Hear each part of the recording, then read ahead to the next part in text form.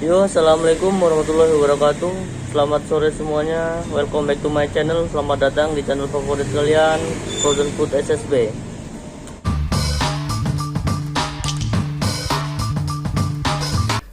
Oke, di video kali ini saya mau sedikit sharing lagi nih, masih seputar dengan dunia frozen food.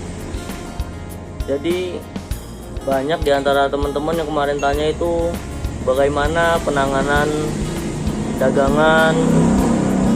Banyak yang tanya juga, kenapa mas saya baru 2 hari itu udah dagangan basi, udah berlendir. Jadi di sini saya akan menjelaskan banyak itu bagaimana itu penanganannya. Terus kalau dagangan nggak habis itu gimana. Di sini saya akan sedikit sharing lah, sebisa saya menjawab pertanyaan kalian semua. Oke, jadi yang pertama itu ya kita ke penanganan dulu, pencegahan gimana supaya dagangan tidak cepat rusak, tidak cepat berlendir, tidak cepat asam, itu bagaimana. Jadi yang pertama itu dari ya penyimpanan. Kadang banyak itu orang-orang yang baru jualan tuh nggak tahu itu dia dagang dihajar dari pagi sampai malam itu 12 jam, kadang 15 jam. Jadi untuk kayak frozen food sendiri itu tidak kuat lama ya guys, maksimal itu 6 jam sampai 8 jam. Jadi kalian jualan itu sebisa mungkin di lapangan itu di kalian pajang itu jangan lebih dari 6 sampai 8 jam. Nah misalnya kalian pajang setengah dulu itu 6 jam, ntar ditukar lagi, yang beku keluar, yang di dagangan itu masukin freezer lagi. Nah gitu, itu akan ya mencegah itu biar nggak berlendir. Terus untuk yang keduanya, kalian itu jualan jangan sampai terkena sinar matahari. Jadi sebisa mungkin kalian tutupin pakai apakah itu, jangan sampai terkena sinar matahari langsung. Terus buat kalian yang jualan pakai box itu biasanya berair ya bawahnya. Nah itu kalian lapin, kalian usahakan itu tempatnya kering terus, jangan sampai berair. Nah itu yang menyebabkan dagangan kalian berlendir dan bau asem. Nah jadi kadang ada yang tanya juga, mas ini kalau udah berlendir gimana, masih bisa dijual apa dibuang aja? Kalau dari pengalaman saya dulu itu ya, saya cuci dulu itu, saya cuci pakai air keran lah yang ngalir itu, kali cuci pakai air bersih sampai hilang lendirnya. Terus saya masukin lagi tuh ke freezer sampai beku. Habis itu kita besoknya kita bakar itu satu, kita tes rasanya. Kadang ada beberapa produk itu yang cuman berlendir tapi rasa masih bagus, ada itu, ada yang berlendir gak asem itu ada. Jadi kalau kita tes, kita bakar itu, kalau rasanya masih enak, masih layak makan, itu jual aja nggak apa-apa.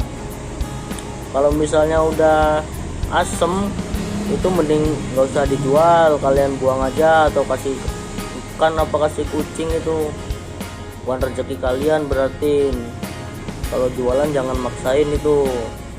Jadi intinya buat kalian jualan itu yang baru mulai ini ya kita di sini sama-sama sharing sih, berbagi informasi. Saya cuman sharing pengalaman saya jualan dulu seperti itu. Memang pasti ada itu kerusakan, kerugian namanya orang jualan kan.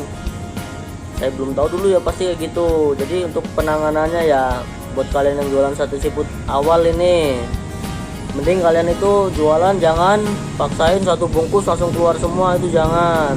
Apalagi yang bisa jualannya di depan rumah, dekat dari rumah lah, mending kalian keluarin tuh setengah dulu. Jadi sebungkus itu setengahnya aja kalian pajang, setengahnya kalian taruh di freezer biar beku. Jadi kita rolling itu, kita puter-puter biar kualitasnya tetap terjaga itu. Jangan paksain seharian. Jadi intinya gitu. Terus kadang itu ada yang tanya juga itu kayak saus, barbecue, mayones itu gimana itu mas, habis jualan masukin ke kulkas atau freezer atau gimana? Jadi kalau untuk kayak saus itu mending gak usah dimasukin ke kulkas, karena malah lebih cepet rusak gitu. Soalnya kan dia berair, nah airnya tuh jadi kecampur sama itu saus itu, jadi ya itu cepet asem, rusak itu. Jadi mending kalian itu taruh di suhu ruang lah, yang terhindar dari sinar matahari. Terus kayak botol saus itu kalau habis dicuci ya jangan langsung kalian isi saus tuh, tunggu kering dulu. Itu untuk menjaga kualitas saus. Kayak barbecue juga itu nggak perlu sebenarnya dimasukin ke kulkas, udah taruh di luar aja. Yang penting jangan sampai kena debu, kena air, kena matahari. Itu aman, kuat lama, itu bisa nyampe 5 hari kuat kayaknya. Tapi dulu saya biasanya sih nggak nyampe segitu, saus tuh 2 hari 3 hari udah habis, kurang 1 kilo. Kadang kan saya campur juga itu 2 kilo, nggak nyampe 5 hari udah habis. Tapi kekuatannya lama, tahan lama itu guys. Jadi mending nggak usah dimasukin ke itu ya, ke kulkas, kalian simpan di suhu ruang aja.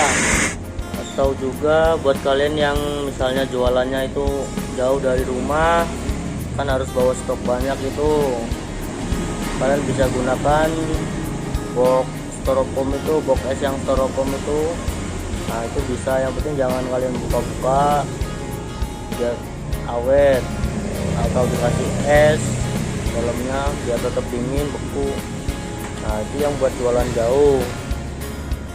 Tapi dulu saya juga waktu jualan ya gitu sih, saya itu ya mending saya taruh di rumah aja. Jadi jaraknya berapa kilo itu nggak apa-apa, saya bolak-balik dapat. Yang penting kan kualitas terjaga.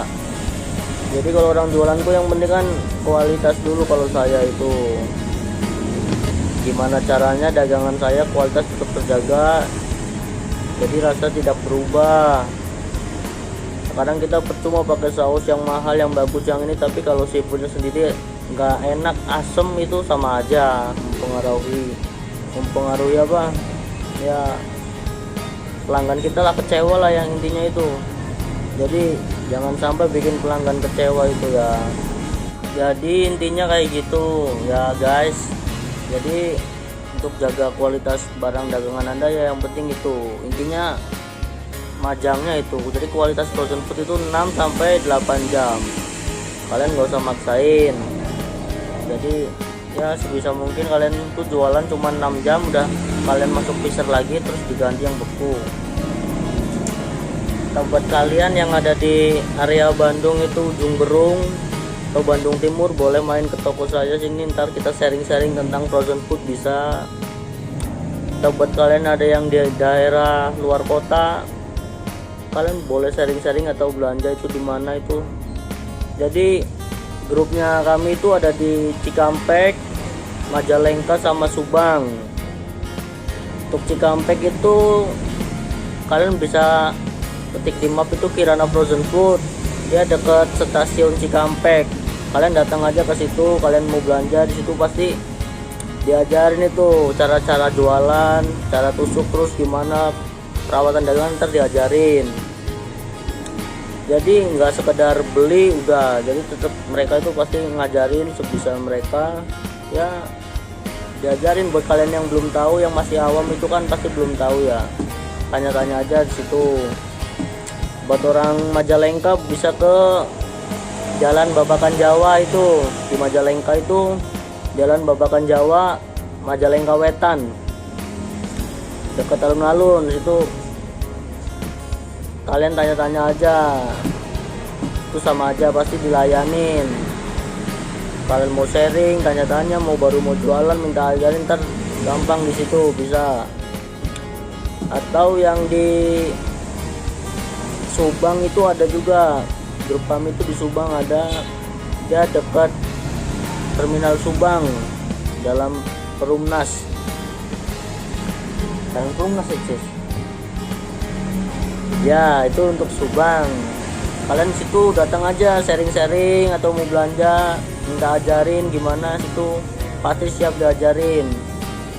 Jadi jangan malu bertanya guys. Kalau kalian yang baru mau jualan itu tanya aja tentang frozen food, pasti dikasih tahu itu.